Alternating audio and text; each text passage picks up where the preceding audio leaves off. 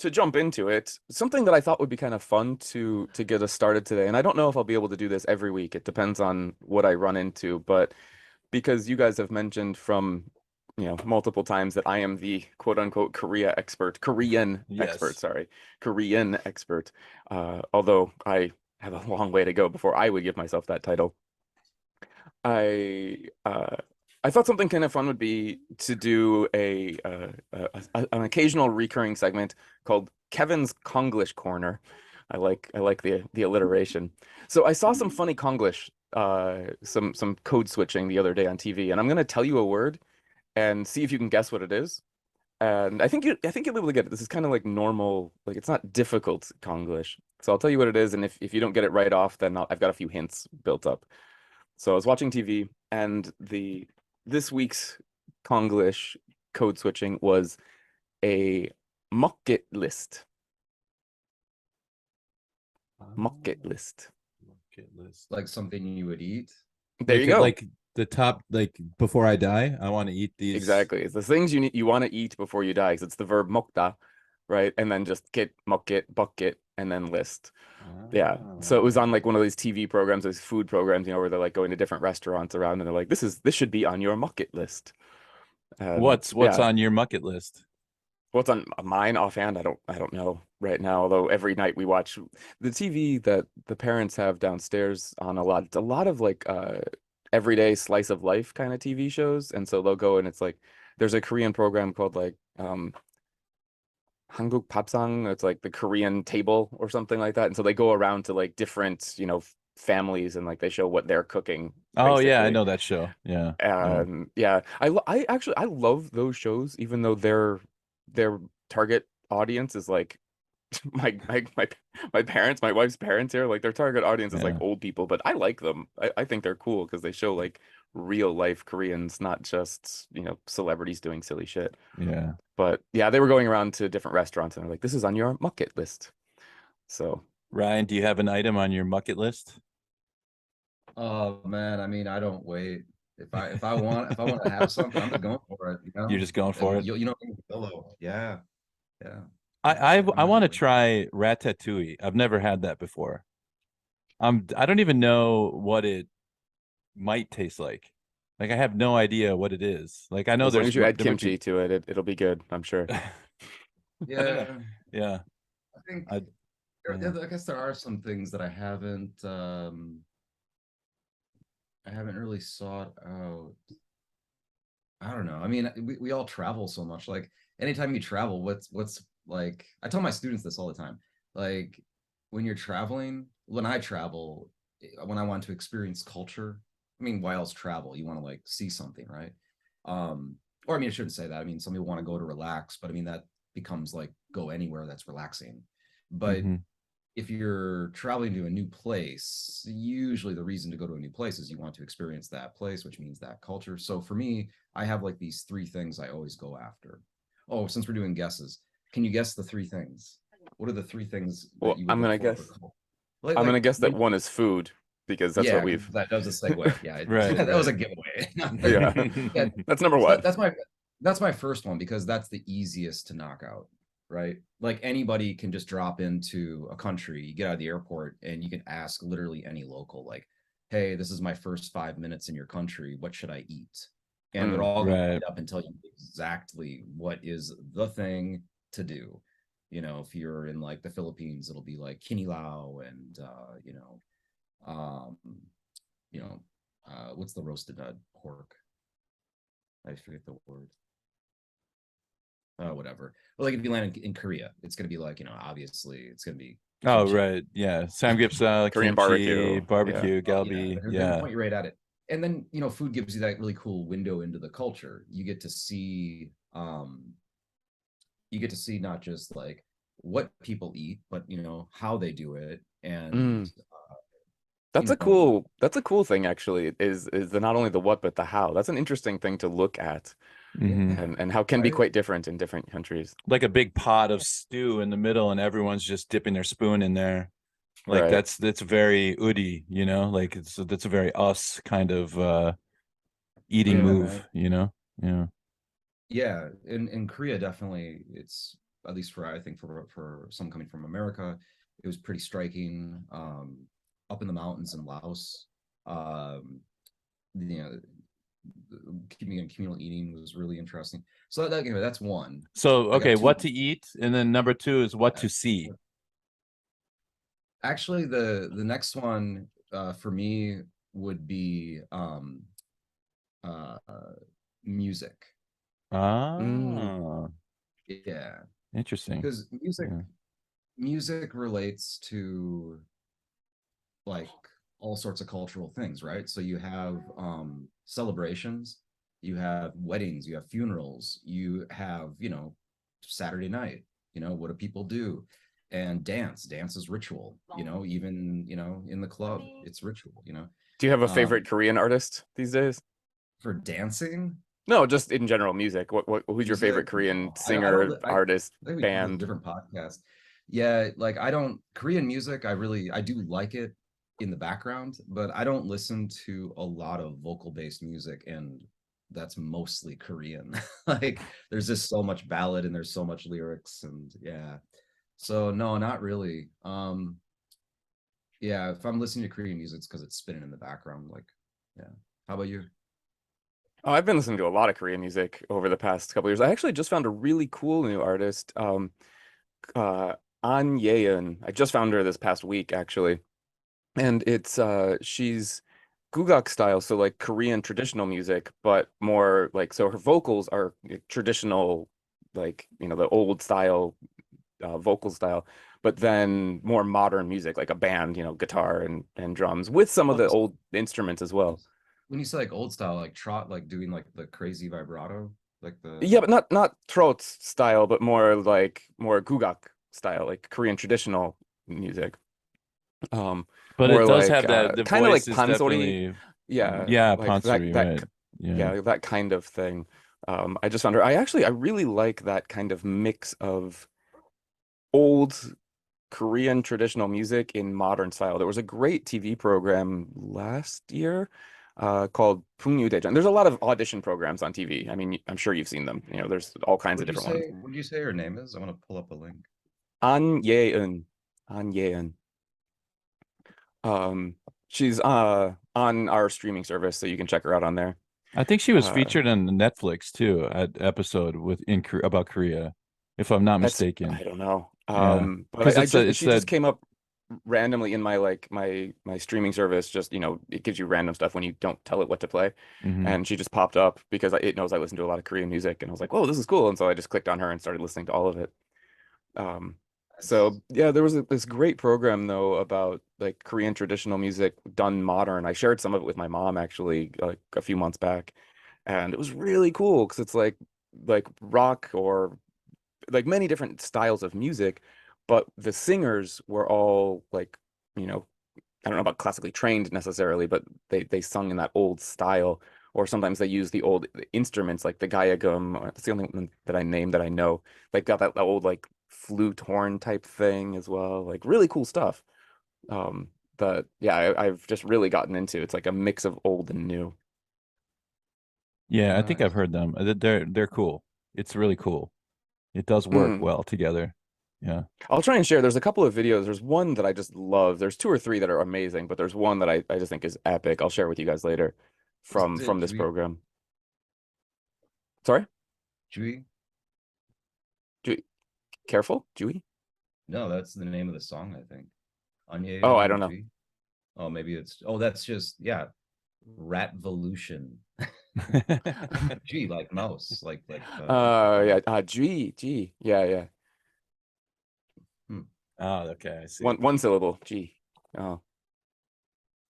So, all right. So we've Oh, got so food. music, food. Yeah, Yeah, let's keep food, on topic. music. What's number Let's finish three? this off and then Oh, get Yeah. to it. Yeah, it was wasn't meant to be such a digression. The third thing Oh, is it's fine. It's a fun start. language. Oh, sure. Oh, So like sorry, I just missed that. What was it? not Number three? Oh, language, but not like language, right. mastering like a language, you know, if you're gonna go on a trip for a week, but you can just learn like 1, 2, 3, 4, 5, 6, 7, 8, 9, 10, you know, rice, water, bed. Foods, mostly foods. Lots of Yeah, food words. a yeah, know your food words. If you don't want to eat meat, know how to say that. But not just for the practicality of it, like, knowing food so you can eat food, but because, I mean, again, you've probably had this type of experience, or you've seen somebody do it. Like, you could be on a trip, a very touristy area. You could be in the Gulf of frickin' Thailand, whatever. Or in Korea is a great example. Walking the streets here, you can use English, I mean, for basic things. Everybody here is going to know the word water, rice, bathroom, bed, food stuff. Everybody here knows that in English, so you don't have to. But by doing it, it's a really good way to ingratiate yourself in little moments. Yeah. And you can find yourself being like the popular person at your bungalow, or at your hotel, or at the meet up or whatever. It's just, I think it's just a way to put your best foot forward and like be like, hey, I'm here to check out your world. Yeah, and I'm interested in Agreed. what you have. Agreed. Like, it's not just about me. Yeah. In modern travel, it's kind of lost because English is so globalized, so you can just really use English anywhere. Yeah. I mean, when was the last time you get stumped in Korea where you had to use Korean for basic things like that? You really don't have to. I can't think of. Yeah, you can get by, especially in Seoul. You can get by quite well. Yeah. I mean, I've gotten a little trouble in Japan, in some rural places, in Mongolia. Mongolia was rough for trying to use any like basic words. People didn't know words like Japan is famous for not being good with that. Yeah. Well, also it's very hard to read that. I mean, you can't read Japanese. Like, it's just it's completely, you're also removed that way. In Thailand, a lot of, there's a lot of Thai signage, but there's also a lot of English signage, I mean, it's just, you can usually find stuff in English and Thai, I do remember going into a restaurant in Thailand, and they were selling, you could buy fresh crap instead of crab. Awesome. They spelled it wrong. Yeah. So just what I was looking for. Yeah. As long as it's I'll fresh. take two crap. Fresh. Yeah, please. Yeah.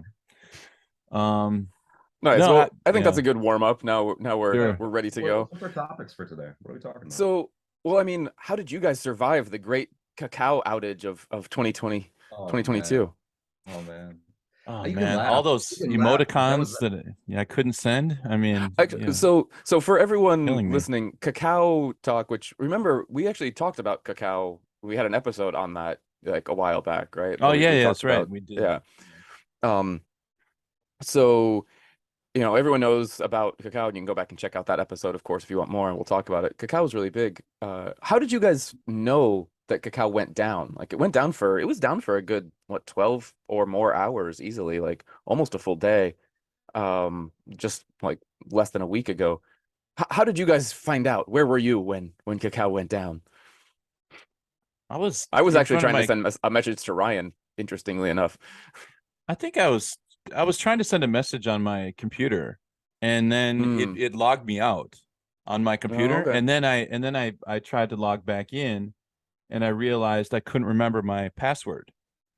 So I tried to do, and it would just, nothing worked. It just kept saying like error. And I was like, I thought it was just all because of my password. I didn't know there was a Kakao meltdown. So I was just having my own personal meltdown because I couldn't remember my password, and I had to turn on my old cell phone because that's where all my passwords are written. And then I typed it in and it didn't work. And I go, well, I must have changed it then. What did I change it to? And I couldn't find my new password. And it was none of those reasons. It was the great Kakao meltdown of 2022. Yeah. Yeah, there was a massive fire in their server room. Oh yeah. So that's what happened, right? There was a big fire. Yeah, basically their server went down. I mean, because like it burned, like their physical servers just went melted. So that was what happened for it. I heard that it was yesterday. I was just talking with my girlfriend about this.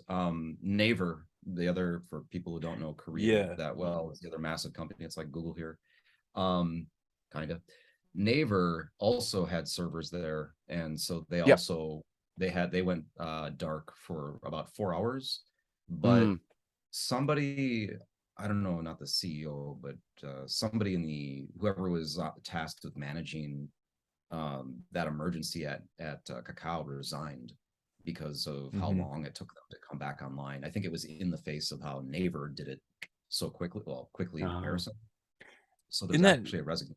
In that article I sent that we read there, it mentioned that like there's certain like flexibility that some companies will have, like a lot of space, I guess, available in case of an emergency, and then other servers are kind of like full. They're operating at a high capacity, and so their flexibility is less. Like if it gets knocked offline, it's a lot harder to bring it back online. And so they mentioned that might be what happened to Kakao. They just didn't have any redundancies built in. Yeah, or they did, but it was like not enough. You know, there was too much dependence on this one server station, I guess. They don't have their own servers, right? They rent the space, is my understanding, but they're building a couple of new servers just for Kakao. Yeah, but they're not going to be online until 2024 apparently. Okay. So yeah, I mean, and it was an epic down, like when it went down, because I mean the news, it was like the news story.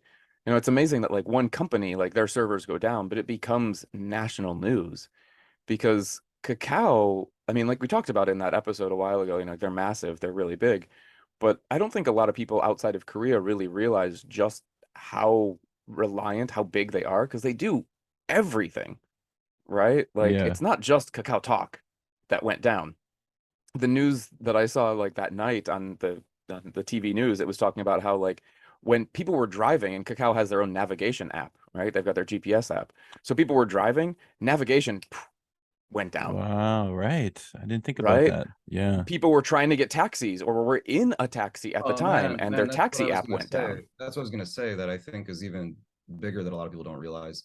When it went down for me, I was in that moment on my computer, I was texting. I think I was talking to you and I was talking to another buddy. And I didn't notice anything happening. I didn't know my message didn't get sent or whatever.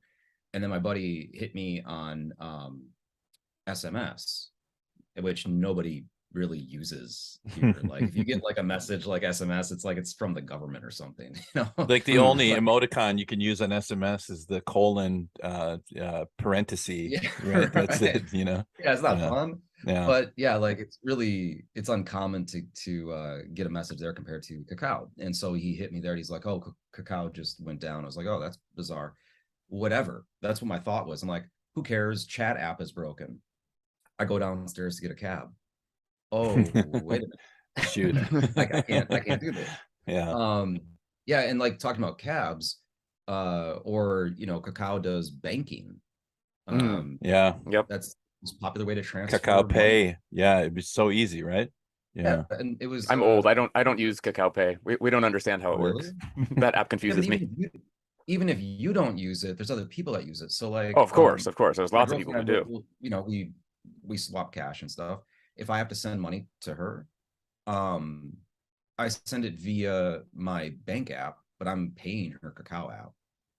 So like that transaction will be done, and you know she does business with this, so that's like, you know, that was pretty crazy. But also when you're talking about cabs, Korea also has Kakao, not just taxi cab app like service, like basically kind of like an Uber type of thing. Korea has Kakao taxis. Yeah, I saw those. Yeah. Imagine like any taxi driver. Well, even if you're not a Kakao taxi, any taxi driver, like what Kev said, like your GPS just going out. Yeah.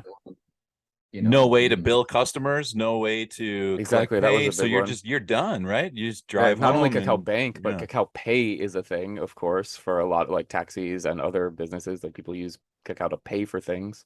Yep.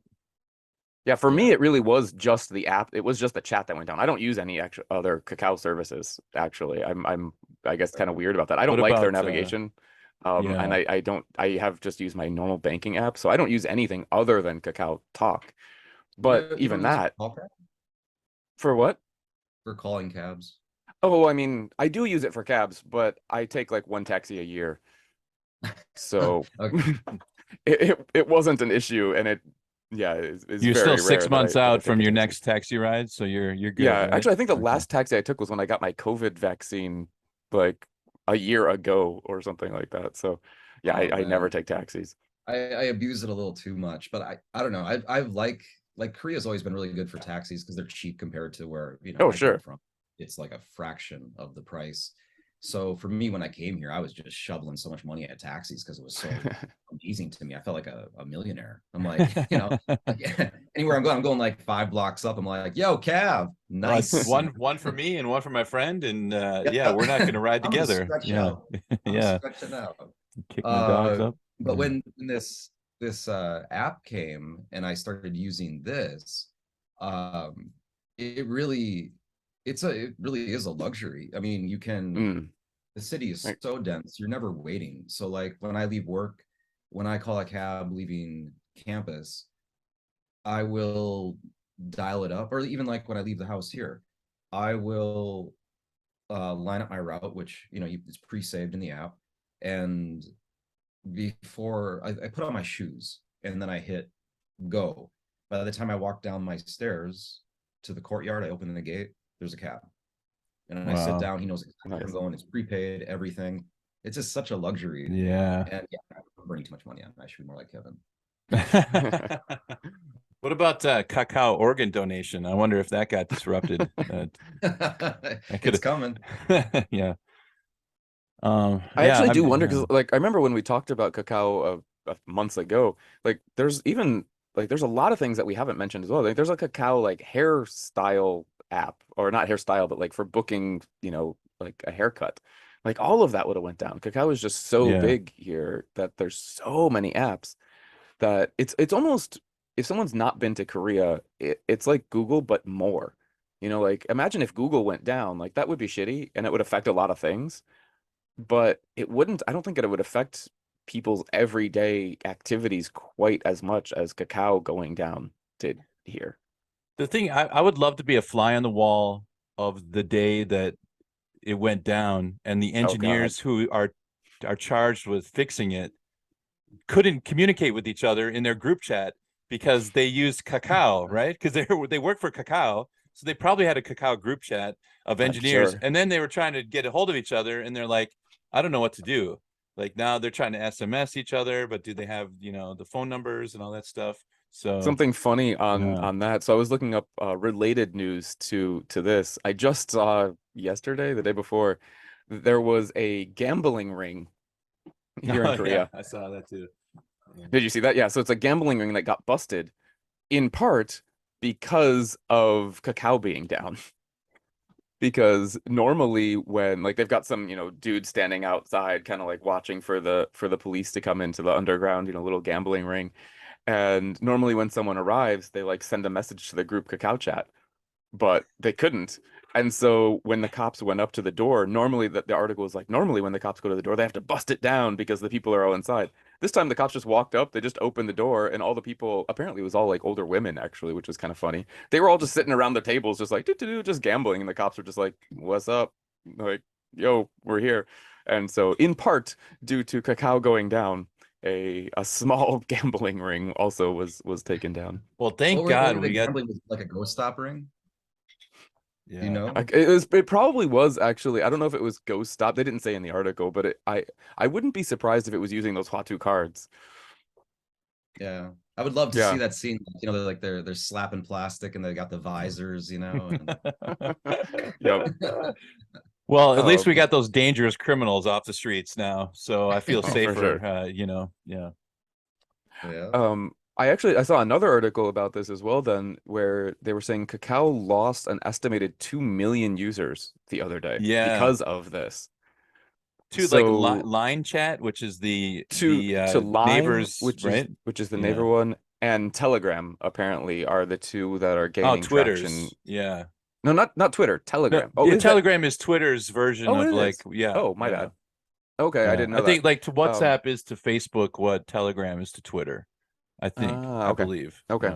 Yeah. Um, yeah, so they were saying the article was like that their normal daily user count was like 41 million people or something.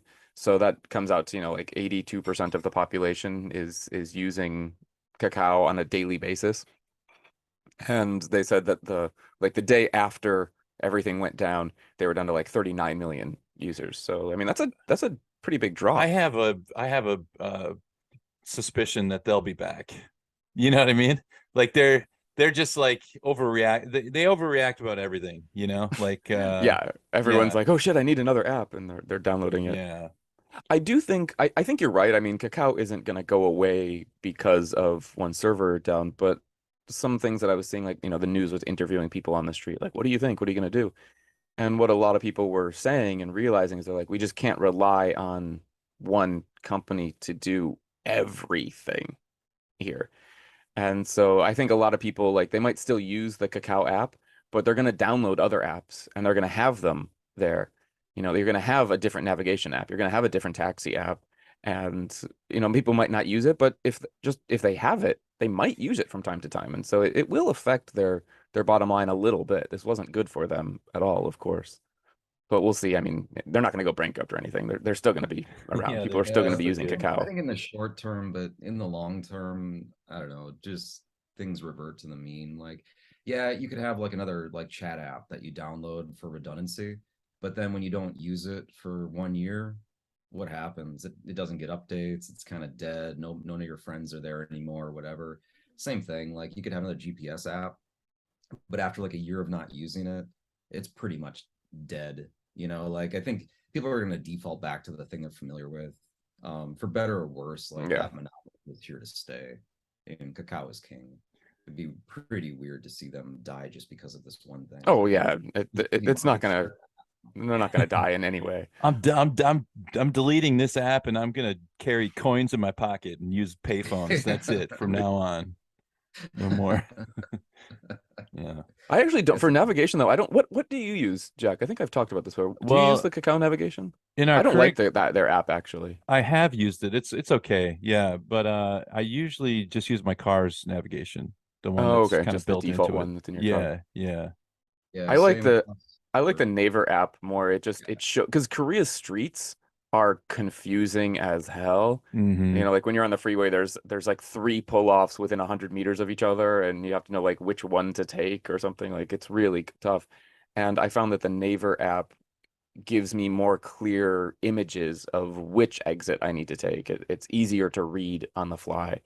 I think So, Neighbor's the one that we have in the display in the car. Like it shows also when you're approaching, it shows you a 3D view, like mm, basically what you anticipate seeing at ground level going. You know what I mean? Like what it looks like straight ahead Oh of yeah, you. okay, yeah. So yep. it's nice. Just the Yeah. bird's eye, it'll give you an actual estimation, a It's 3D really cool image. how that does that. Like That's really they, handy. yeah, Yeah, it's like an Like, yeah, animated version of like reality. It's just like yeah, you go, you what go type of down the tunnel, or do you take that one lane over? And you have to know quickly because if you mess that yeah, up, you you do. can't just go at the last you're not going second, you back. know? Yeah, there's no I've going back. missed turnoffs from for Ah, sure from time to time. I got lost in my neighborhood the other day, like in my own neighborhood where I've lived for 10 years. I dropped my daughter off at this like elementary school, and she was meeting a friend, and I mean I'm 3 blocks away from my house, and I turn, and then there's like a weird kind of curve, and then all of a sudden I don't know if I'm pointing north, south, east, or west. I got disoriented, so I just turned and I went in a circle, and I'm back at the same school again, and I turn again and I drive around, and I go 2 streets down, and I turn around, and I'm back at the school again. I'm like, this is a problem. So I hit my navigation The glitch in the home, matrix. and I just followed the navigation literally like a kilometer to my house, and didn't tell anyone until this podcast. So yeah, Now we all know your shame. yeah, it is. I am very shameful of my lack of ability to read maps and know where I am. Yeah, Yeah. it's bad. Yeah, sorry, I killed the conversation. No, so Okay. anyway, Kakao went down. We all survived it, but it was an interesting day, and it was big news for sure here. Yeah, definitely. What else is happening in the papers? So, if we want to get a little political, there was actually two things that I saw. Um, did you see that North Korea had like they shot a bunch of like uh artillery shells into at some island near South Korea. You must have seen this. It's like big Mhm. news, of course. So that's big. North Korea's rattling sabers again. Yeah, I Yeah. mean, but is that news anymore? Like, Well, it's not. what is big news about this is that because of North Korea, I think it's partially because they're just saying like, everyone's looking at Russia and Ukraine. Look at us. Pay attention. We're still here. But because of that, South Korea is pushing for having nuclear weapons, actually, a bit. So that's news, actually. I don't see it happening. But I mean, I don't think it's just, North Korea being noisy because of things going on in, Eastern Europe. I mean, isn't there war games going on right now? That's Like, actually what North Korea, they like said the article was like, because their shelling of the island in around here was North Korea said it happened one day after some of the things that South Korea was doing. And so then North Korea did their own stuff. And then President Yoon, the South Korean president, was basically like, well, our stuff was legal. And I'm like, well, what makes their stuff illegal necessarily? I don't know who they were shooting at. I don't think they shot at a South Korean island. I missed the details on that. It was just an island, like near the border or something. yeah, but I think it's just, it's clockwork. You're right. It's one of those things where, oh, they fired a missile again? Yawn. So what am I doing today? Like, did you hear Oh, Kakao yeah. went down? Like, I mean, it shouldn't be yawn. I mean, it should be like something that we care Right. about, right? I mean, and it's probably something my mom worries about more than I do. Like my parents probably worry that, that we're At that this point, close I think my to. parents have given up on worrying because I remember so many times for the first like years that I was here in Korea, something would happen in the US media, North Korea, blah blah blah, and my parents would be like immediately calling me, be like, "Are you okay? Is everything okay?" And I'm like, "Yeah, I mean the locals are chill, so I'm gonna be chill too." And it's every time North Korea does something, like the US media picks it up and makes it seem like it's a bigger issue than it is here for the local people. The thing I Yeah. worry about is like like there's always like they sank a ship, right? Like that Oh, a was, do you while ago, remember the yeah, that was Chanin? I think that was like 10 the years ago or submarine, right? something. Is Yeah. yeah. And they shot up that island a few years before that, I believe, Hmm. where they actually killed some people, or I believe at least they hit buildings and stuff like that. Like they were Yeah, I firing remember that. into South Korea. And so it's like those like look at me, pay attention to me actions are the ones that kind of scare me, because like the opportunity, like the chance for a misstep or a mistake in the, you know what I mean, like is becomes elevated. It's like this sort of stuff is kind of like normal, like, okay, they fired a missile into the ocean and then we have war games and everybody gets to kind of puff their chest out a little bit, and like status quo. But when there's actually like when they actually interface and they actually connect in some way with like some Mm. kind of interaction or whatever, that worries me, because it's just like the escalation possibilities become much more heightened. I don't know if you guys agree with that or if you feel that too, but I I do, and I'm ignorant when it comes to, I mean, I can't claim to know a lot about global politics, and I don't spend a lot of time reading about Yeah, it. we're all Americans. We don't know anything that happens outside of Yeah, America. I don't want I'm to make pretty it sound ignorant. like, Yeah. what I'm saying is like, has any authority. I don't know, but since it's a podcast and my opinion apparently is valid for that reason, I'll throw it out there. Like, I think when you get these flare-ups, it can look on paper like we're getting closer to something, but that's something, that critical singularity point tipping where, boom, we go to war. Neither side wants that. It's like a concrete wall. Nobody wants that. And yeah, I mean, there's been horrible things have happened. There's been casualties, but a full-on war, neither side has anything to benefit for. Like, I feel like the modern world's kind of going that way, right?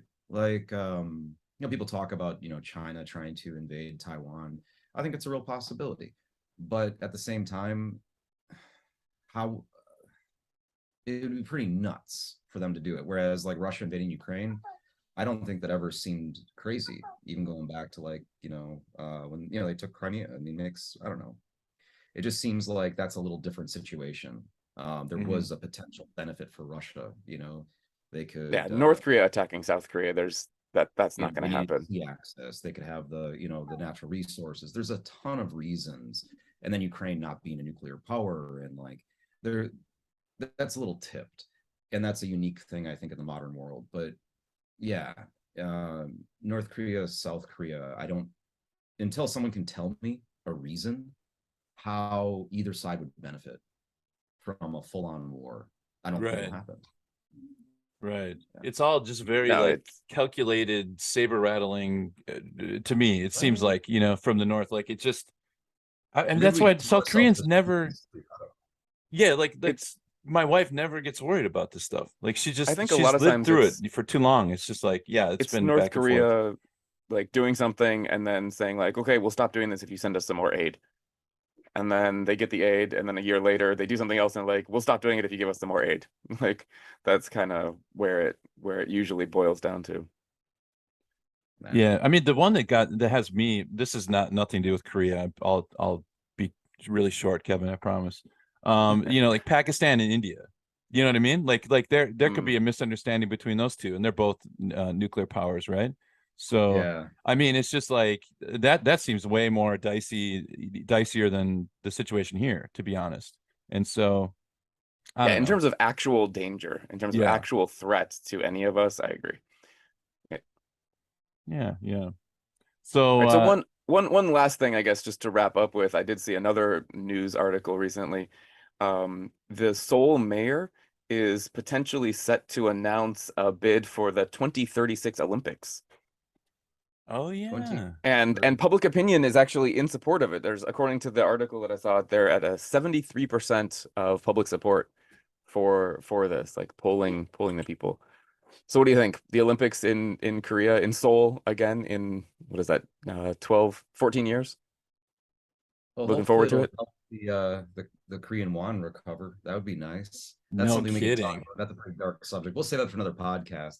But just as a little teaser for any of the listeners that are curious about currency exchange, you want to see something fascinating, go look at how the Korean won has been holding up against the US dollar specifically for the last year. It's a really fun chart. It's like a direct 45-degree angle. Yeah. If any American listeners are out there and want to come to Korea, now is the time. If you're from anywhere else in the world, the won is pretty stable, but the dollar is just killing it. Okay. Yeah, if you're in America, come on over. You got like 30% off everything. Yeah, if you're a digital nomad and you're making US dollars, come to Korea. Your dollar will carry you, like 20 to 30% farther than it did, 6 months ago? I mean, all the Korean barbecue you can handle. Yeah. Nice. Yeah, that's dark, man. I don't know. Is that darker than the nuclear war? No, I'm just kidding. I'm sorry, but now it's time for Koreans. We can travel anywhere else in the world, but America right now is just really bad. It's not so much the Korean won is tanking; it's more the American dollar is just quite strong. Yeah, but it's a little bit of both. So if you're sitting in your Chicago apartment and feeling kind of bummed and you got some spare time, get a ticket, come on over, have some come on, Mom, come visit, Mom. I know you're listening. Come visit. So about the Olympics though, 2036 Olympics. I'm down, man. President Kim Jong-un at the time, like nice, the most popular president in Korean history, brought the won, saved the won. So now it's like what, 1,000 won to $1, something around there, 990. It would be interesting to see Olympics here again for sure. I mean, we just had the Winter Olympics, like what was that? Only 4 or 5 years ago was the most recent Winter Olympics in Pyeongchang. That was kind of cool to see it go through. I mean, I don't really care, and I'd only be worried. Olympics in most countries is generally a loss for the country. And so I'd be really curious to see what their plans are and how they're able to use it after and actually make it work for them, not just for publicity, but to use the sites and things like that. to not just lose tons of money to corruption and things like that. Well, this would be what, 48 years after 1988. So Good math. is that right? Something I like just did that. the math in my head, but I was like, it'd be better if it were like 50 years, right on the nose, Well, the last Olympics, so there was the 1988 Summer Olympics, of course, here in Korea. Then exactly 30 years later was the Pyeongchang Olympics, not too Mhm. long ago. Right, so that was kind of cool. And then, yeah, you're right. I mean, 1936, it's not like an even number, but it's still, quite far away from the last ones, from the Yeah. last set. I mean, it'd be great. I think I mean, is it ever worth it though for countries to host like how did Brazil? I know they were talking about that would be a boon for their economy. Did it ever I extend doubt it. beyond the actual? Very few countries, from my understanding, very few countries are able to make the Olympics profitable for them. I think where in Doesn't it Canada work had it? kind of Was I it always thought of the Vancouver not too long ago? Olympics kind of work like an advertising campaign for your company as a brand. Isn't that how it is? Like, I mean, you don't expect to make money when you take out an ad, like from the ad. Yeah. So I picture that's how I picture the Olympics. It's like, hey, world, remember, we're over here. We're a country. Check us out. Hey, look, we have paved roads and sewage, and that means that you can have a business here. And hey, family, you should immigrate here and raise your children and go to our schools. Like it's a way to stimulate things. But the That event of is itself is expensive. definitely true in some ways, but there's also a big loss for many countries, depending on how they handle it, because there's just so much infrastructure that needs to be built for it. Right. So it's yeah, often it depends on how a country handles it. I know Canada, I think they did it quite well actually not too long ago. They had the Winter Olympics and they actually managed to use things and convert stuff into other things. I know Japan actually with the Tokyo Olympics, they had plans, for example, to turn all of the athlete housing into apartments and things like that for their people. So they were having ways to use it, which was actually a big problem because COVID delayed it by a year. And so then they had to deal with those Right. those COVID things. almost derailed that whole thing. As long as they if they can use the stuff like later, I mean, they already have like World Cup Stadium is still used, right, for concerts and things like that. Yep. World Cup Stadium. The old Olympic Park is still pretty big. I mean, I've done a lot of stuff at the Olympic stadiums. I go there for dive training from time to time. So yeah, stuff is still used. So as long as they can still use it in the future, if they can find a way to make it, somewhat, even if it's not a huge loss, but yeah, some K-pop concerts, they'll be yeah, perfect for that, The Olympic Park, actually, they do a lot of music festivals there. My wife and I have gone to a lot of the Seoul Jazz Festival every year is held there in May, which is pretty rad, although it's so big. Now we went there like 5, 6, 7 years ago. It was great. Now there's too many people. We're Seoul Jazz Fest hipsters. Right. Yeah, no, I think I'm down with it. I'm for it. All right. Sure. Yeah. 14 years. So everybody out there, tune in the Seoul Patch for the 2036 Olympics. Right. We'll be bringing you live support, live coverage. There you go. Nice. All right. Well, if you guys can do us a favor and hit that subscribe button on our YouTube channel and visit Apple Podcasts and give us a positive review, we would be much obliged. Yeah, it's very helpful. And we'll see you next week on the Patch. Thanks, everybody. Bye-bye. Thanks for coming in.